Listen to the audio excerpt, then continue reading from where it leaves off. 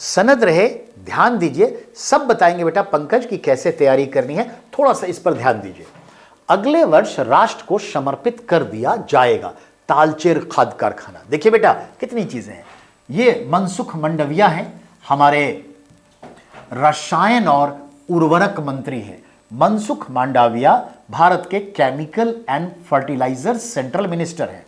वो क्या कह रहे हैं, अगले वर्ष का मतलब हुआ बेटा 2024 तक राष्ट्र को समर्पित करेंगे, डेडिकेटेड टू कंट्री। क्या? तालचेर खाद कारखाना। तालचेर कहां है? ओडिशा में बेटा ओडिशा में तालचेर या तेलचर भी कहते हैं, हम लोग इसको तेलचर भी कहते हैं।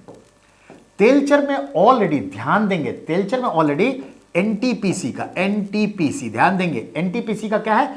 नेशनल थर्मल पावर कॉर्पोरेशन, यानी ताप विद्युत केंद्र यहां पे है। ध्यान देंगे, ताप विद्युत केंद्र, यहां पे बिजली उत्पादन होता है। और तेलचर में ही है गुरु जल उत्पादन होता है। गुरु जल का मतलब इंग्लिश में हैवी वाटर। हमारे पास जगह कम है, फिर भी चलिए, हैवी वाटर उत्पादन के, हैवी वाटर जिसको D2O कहते हैं, डूटोरियम। भारत में ध्यान देंगे, भाखरा नांगल के नांगल में, तेलचर में, कलपक्कम में, कोटा में, ऐसे कुछ जगह जहां पे हैवी वाटर का जो है मैन्युफैक्चरिंग होती है, और हैवी वाटर को हम दुनिया में भी सप्लाई करते हैं। D2O कहा जाता है। हैवी वाटर क्या होता है? 100 डिग्री सेल्सियस पे नहीं उबलता, यह 100.4 डिग्री पर उबलता है, यानी 100.4 डिग्री सेल्सियस पे यह वाटर उबलता है, जिसे कहते हैं मैक्सिमम टेम्परेचर को खींचेगा तो इसकी स्टीम भी बहुत ताकतवर होगी, जिससे कि टरबाइन चलेगी और बिजली का उत्पादन होगा। तो ये चीजें हैं बेटा। तो कहां कहां D2O यानी हैवी वाटर यानी गुरु जल का निर्माण होता है, ये भी हमने आपको बता दिया। कलपक्कम, तेलचर, भाखरा नांगल, ये सब जगह पे होती है, ठीक है ना। तो उस तेलचर में कुछ और भी है, ये देखिए।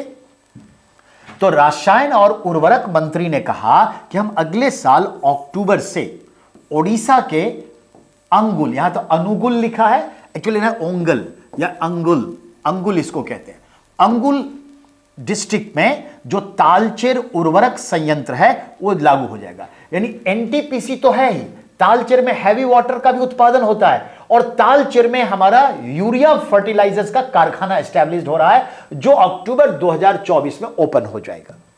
अब समझिए, तो देश को समर्पित कर देंगे। तो तालचेर उर्वरक संयंत्र स्थापित हो रहा है। अब आइए बेटा, यहां पर क्या बनाया जाएगा? तो यूरिया खाद बनाया जाएगा, फर्टिलाइजर्स है ना, जिसमें 46.5% नाइट्रोजन होता है। अब आइए, यहां एक चीज और आपको ध्यान में रखना पड़ेगा, और रखना ही चाहिए, जरूरी है। आइए, क्या एक्चुअली प्रधानमंत्री नरेंद्र मोदी ने जिन 5 यूरिया संयंत्रों का सपना देखा था, उसमें से 4 में उत्पादन शुरू हो चुका है, 5वां जो है अक्टूबर 2024 में शुरू हो जाएगा। हम कोयले से आजकल गैस बना रहे हैं, कोयला से गैस, और उस गैस से यूरिया संयंत्र चला रहे हैं, और गैस से यूरिया भी बना रहे हैं। फिर इस यूरिया से किसानों को आवश्यक पूर्ति होगी, और इस तरह से देश का विकास होगा। यहीं पर कौशल विकास मंत्री धर्मेंद्र प्रधान भी मौजूद हैं, जो शिक्षा और कौशल विकास मंत्री हैं।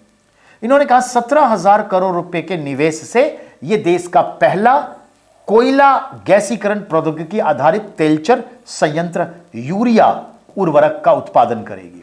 वाह! तो ये भी आंकड़े आपके पास आ गए। उस कोयले का और क्या उपयोग हो? हमारे देश में कोयला बहुत है, तो हमने कोल इंडिया, गेल और राष्ट्रीय उर्वरक निगम, 3 संस्थान हुए। Coal India limited CIL, GAIL gas authority of India limited, और राष्ट्रीय उर्वरक नेशनल फर्टिलाइजर्स, ठीक है, कॉर्पोरेशन, NFC, गेल और CIL मिलकर के तेलचर का जो संयंत्र है उस परियोजना को अंजाम दे रही है। तो देखा बेटा कितनी सारी जानकारी आपको मिली। रवि, समझ रहे हैं कितनी जानकारी मिली आपको?